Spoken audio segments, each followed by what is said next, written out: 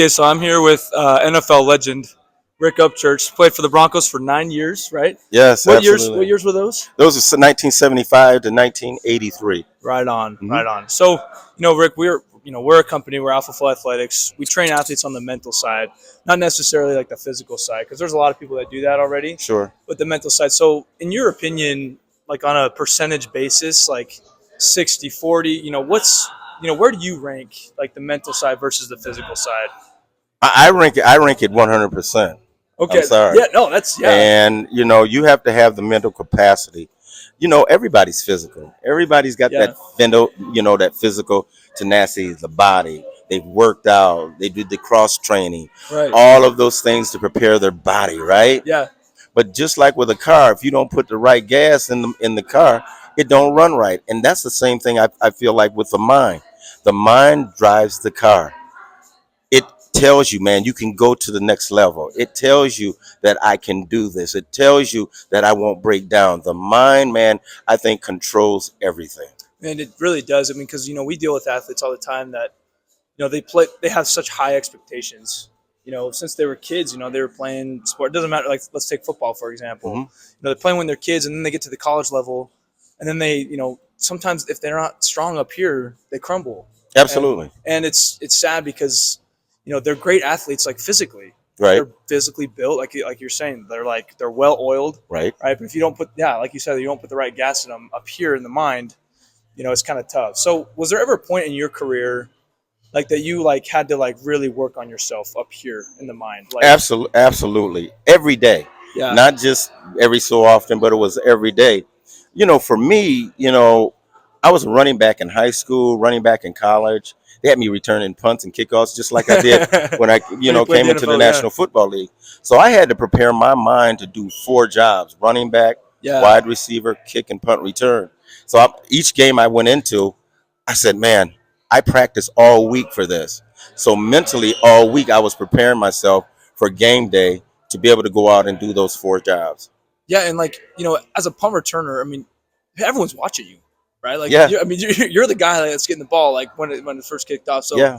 that's that can be kind of like a big mental like, oh my gosh, like everyone's watching me, and so like you have to really be strong in Well, the I've mind. been doing it all. I had been doing it all my life. Yeah, yeah. So you got When I was little, they used to punt the ball to me out, in my yard and stuff. right. And so I started back when I was awful little, receiving punts and kickoffs.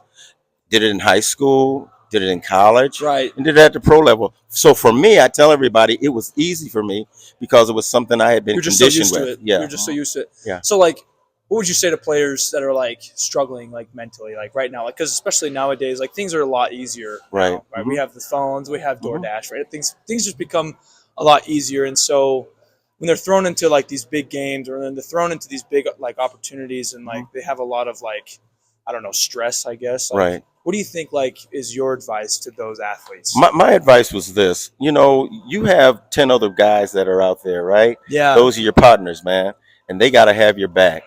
And if you know that they have your back because they're letting you know in the meetings that, hey, we got your back and we're going to make that block or get in the way to make sure that you're protected and ready to go, then that gives me comfort. That gave me comfort. Yeah. Louis Wright would come to me and say, Dad, we got you, man. Don't even worry. That guy coming down, I'm going to take care of him. So they reassured me that I was going to be protected, when I caught the ball, and that Yeah. they were going to do their part as well. Because you got a brotherhood together, and like Yes.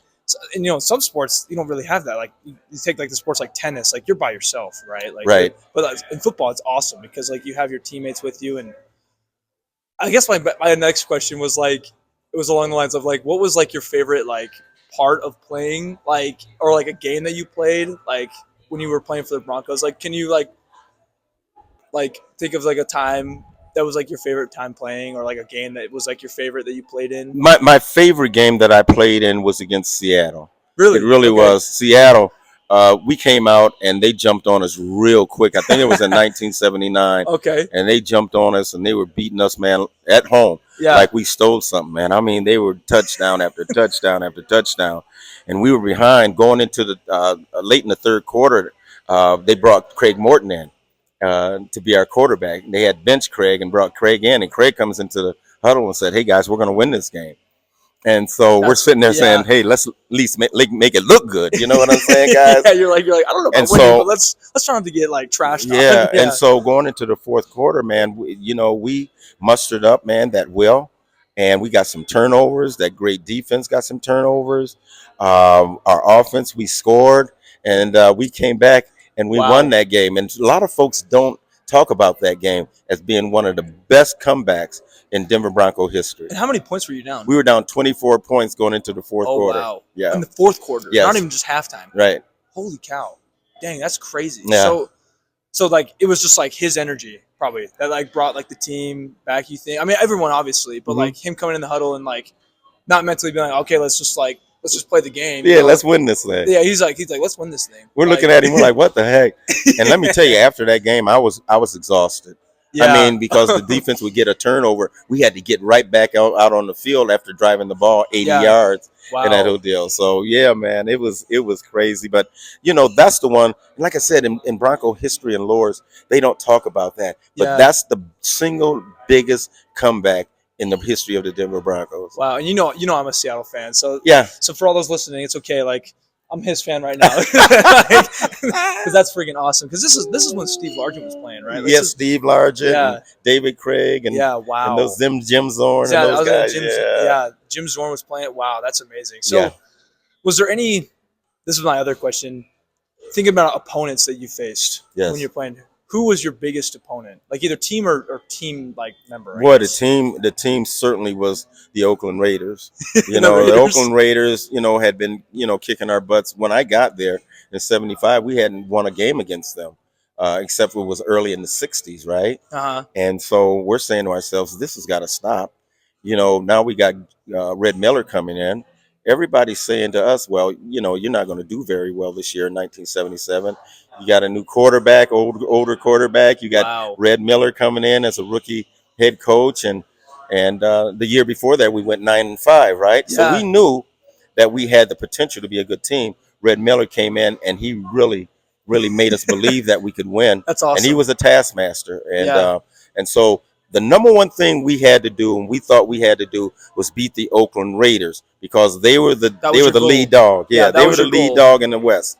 And so if we could beat them, because we had to play them twice a year, we knew that we were on track. And in '77 we got back on track and we went to the Super Bowl. Yeah, That's awesome. So I can't remember because I wasn't even born then. I wasn't even a thought. Right. So did you guys win that Super Bowl? Because I can't remember like the history behind that. Like we did not. We lost to the Doomdays defense, and Captain comeback. Roger Staubach and Yeah. Tom Landry and that whole deal. Yeah. America's team. We lost to them 27 to 10.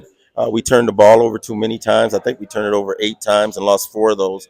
And then when they fumbled, we didn't take advantage of it and Gotcha. and get the ball and score. So that was the doom of us. But here's what I tell people: most teams, man, that lose 4 fumbles lose by about 56-0, right? Yeah. Well, that shows you what our defense was all about. Yeah, Our your defense was held up, cracked. only gave up 27 points. So, and then on offense, like I said, we were just stumbling all over the place. But Yeah. just to be there and get I was there, gonna say like just Yeah. to be there. Like what was that feeling like? Because like we're here in Vegas right now. The Super Bowl's happening tomorrow. yeah, So coming back to this, you're like, man, like I played in the Super Bowl. Like, yeah. I was just there. So what was that feeling like? Oh, you know what? Let me tell you, it was exhilarating because it was the first time, for the Denver Bronco organization. Oh The yeah. people in Colorado were just juiced. Freaking I mean, out. they were going nuts. Yeah. Everybody was orange and blue and that whole deal. And we wanted to play well, and we wanted to bring that home for the first time. It didn't happen, but it was just exhilarating. The fans, man, were just absolutely great. We didn't get a chance to go down on French Quarter. We were parked way out somewhere else. We were in a different hotel, way outside of this was a business trip. Yeah. This was a seriously. business trip, and we wanted to win this, but unfortunately, we lost that Still, one. but being in that atmosphere, I mean, that's once in a lifetime. How many players, man, don't get that Exactly. opportunity? Seriously, like there's people that play for their entire career and sometimes they never make it to the playoffs. That's which right. is which is unfortunate. That's right. But you got to be there. You got to feel what that feels like. That's right. To be in the Super Bowl. That's right. So how does it feel being here? So remind me, you're volunteering, right, for the Yeah, athlete? I Is that? volunteered. I did my last stint yesterday, so I'm just Oh, enjoying nice. You my just family enjoy. now. Right Yeah, on. they're here at the experience, and they're Nice. in there running 40s and all that stuff. I said, have at it. Yeah, that's awesome. What's your 40 time now? Maybe one. You know what I'm saying? I can't get the That's 90. awesome. Well, maybe 100. I don't know, man. But I can't run no 40 Yeah. anymore, man. I let the young people do that stuff. Yeah, that's awesome. So Yeah, do you yeah. got your family, any grandkids with you right now? Like, Yeah. Grandkids right are with on. me, and my son, my wife, and yeah, they're all in there having a good time. That's amazing. So for everyone out there, like that's not athletes, this is like more for life. You Yeah. know, if there's one legacy or one piece of life advice that you give to like anyone listening, like when you leave this earth, what is one thing that you want your grandchildren, your family to remember, or like advice that you would give? You know, for me, I set out and I had dreams, right? Mm-hmm. I had those dreams, and I said to myself, I want to be Gail Sayers. That was my guy, and I said I want to be just like him. And so I would go out and just practice my butt off every day, every moment, to try and be like him and follow his moves in that old deal. And that was my dream, right? But then I had to set goals, and those Yeah. goals was to be the best I could possibly be, and certainly be a great team player, Right. because it takes a team to win championships. Yeah. And so I set those goals to be the best, teammate that I could possibly be, and bring our team together so that we all could win championships and enjoy the fruits of our labor. Yeah, that's awesome. No, I think you were a great player, obviously, Thank because like you. I mean, you broke some records, which is amazing. Thank you. And it's just an awesome opportunity that we got to meet each other. Yes, sir. I really appreciate it because like this is helpful for everyone that's listening, everyone that's an athlete right now that's gonna like watch this, Yeah. and they can see that your dreams can become true as long Yes, as they you can. set goals, right? As long as you set goals, yeah. Yeah, And they're achievable. See, a lot of folks, once again, yeah, they seriously, set those goals, and I'm like, man, that's that's high. way up there. You Yeah, know what I'm seriously. saying? So set those goals, man, by stair steps. You say, man, I'm gonna get to this point, and I'm gonna get to this point, and I'm gonna get this point. It's not a rush. You Right. know what I'm saying? It's not a race. It is a what? It's a marathon in Yeah. order to achieve those goals. You got to get to step one before you get to step 100. That's right. And I think that's important because that's one thing that we teach our athletes is like the importance of goal setting and actually achieving the goals that we set. Not Right. just I want to be in the NFL. Okay, what does it take to be there? That's right. If you're 12 years old and you're like I'm going to be in the NFL, okay, we can't just lounge around. Yeah. You gotta. That's I'm right. going to make varsity. That's right. Yeah. And for us back when we were playing, for me, Yeah. I saw death. That's how much work I put into it. Yeah. Here I like that. I saw death. in Colorado. Yeah. I mean, we would jump on our Hot. bikes, and we Yeah. would ride our bikes up to 9,000 feet. Man. Oh my god. Yeah, and you talking about, man, your body, man, saying, man, I can't do this, and you say your mind, you say, yes, I can. Would you do that? Yeah. Yeah. I can push myself to this point because I'll pass out before I die. So, hey, man, the guy that's going to be watching me or I'm going to be playing against, right? Yeah. What do you think they're doing? Yeah. You got to think about that. Yeah, when they're you're out working there. harder than me. Oh no, Yeah. no way. So That's yeah, amazing. work harder than the next guy. Would you do that as a team? Would you guys go on bike rides like as a team together? Yeah, man. Oh, man, Me, that's- Billy Thompson, Reuben Carter, Haven Moses, and all of us guys, we would jump on those bikes and we would take off and we would ride those inclines, man, up Wow. to Genesee, there in Colorado, up Yeah. I-70, and ride those trails. And we would push ourselves because fourth quarters was ours. Yep. And there in Denver, remember, we're a mile high, so we had an advantage. If You we did. pushed ourselves, we knew in fourth quarter that we could win football Yeah, games. you had the strength. We had the strength. You had yeah. the strength, and to get that strength, you have to push yourself mentally. Yes, you do. Because I lived in Colorado for a little bit, and I started running there, and it was different because I come from Washington, where we're at sea level. Right. Going to Colorado running, I remember going to run a mile, and I was dead. I was so exhausted. So it's amazing that, and like when you probably played other teams like at the Bay or something like that, you guys probably outran them, outconditioned them. When we were in Denver, I would go on 3-go patterns, right? Yeah. I said, "Oh, he's tired now." Yeah, he's dead, on yeah. that third one, the guy's over there. He's like, "Upchurch, you better not go on another go." I said, "Oh, yes, I am." There's nothing you can do about it. You're not going to stop me. You're not going to outrun me. You're not going to outwork me. That's amazing. So, my last question for you is: was there ever like a play that you like when you scored a touchdown that you remember the most? Like, and can you like walk us through what happened during that play? Like, what it felt like? you could hear the fans obviously cheering. But do you remember like a specific play that you were like, I do, and that was my rookie year, my very okay, first game, my debut game oh against the your Kansas City. first game, Yeah, against the Kansas City Chiefs. So happened, very first game, right out the box. Floyd Little and I back there.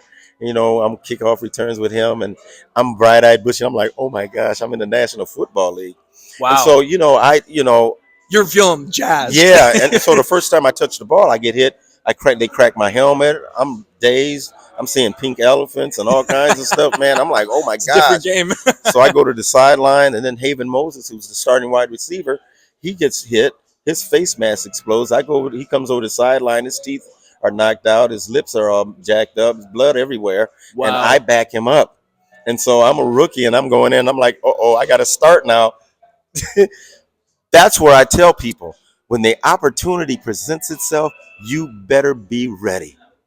And I was ready. And so I remember, man, my first touchdown was a reverse, right? And then the next one was a 90-yard touchdown pass from Charlie Johnson, Holy cow. and that was a rookie record, for the Denver Broncos at that time. And I can remember going against Emmett Thomas, who's a Hall of Famer in that whole deal, Yeah. and James Marcellus, who was an All Pro. And I beat both of those guys in that whole deal and went You're a 90. rookie. Yeah, and went 90 Wow. yards. And in that game, I ended up with 284 yards and 2 touchdowns, which today is still a record, record. for a rookie in his debut game. Wow. Yeah, That's man. amazing. Yeah, First game ever out the box, out of man. college. And where'd you go to college? I went to junior college first, Indian Hills Community College, Oh, did you? and then I Okay. went to the University of Minnesota. Sky U, man. Nice. Yeah. So right out of the box, first game. That's amazing because like I feel like as a rookie, like that's like either where they crumble or where they excel. Like where they like, oh man, this is like big time leagues, or they're just like, yep. And to I'm get here. thrown in all of a sudden, Yeah. you're sitting there saying, "Well, I'll be returning punts and kickoffs." Now all of a sudden, you're starting at wide receiver, and I'm like, "Oh Freaking boy, out. I hope I Freaking run the right patterns." Yeah, seriously. Like I hope I remember the plays. That's amazing. Well, thank you for meeting with us again, and I hope you enjoy yourself at the Super Bowl because like this, I mean, we're in Vegas. Like you gotta enjoy yourself. Right. You're here with family, which is awesome. Like Right. you've lived a good life, and we appreciate like your support for our listeners and stuff Absolutely, like that. So absolutely. You know what? You guys are great, Wyatt, and I've had the opportunity to sit with you and do other interviews with you and that whole deal. Fine young man, and Thank what you. and what you're doing, to prepare our young people mentally and physically to go out and achieve the goals that they set is a great thing, man. So, and I got granddaughters, man. I got a granddaughter that wrestles, and Oh, so that's her, awesome. yeah, Yeah. and so her mindset is like, I'll kick your butt, and so That's good. she's done really, really well with it. So, with you guys, man, putting together those mindsets for our young people and that whole deal mentally and physically is awesome, man. So you guys keep I up the great appreciate work, okay? Yeah, thank you. Yep. Thank you, Rick. And Yep. thank you, listeners. We'll catch you later. Absolutely.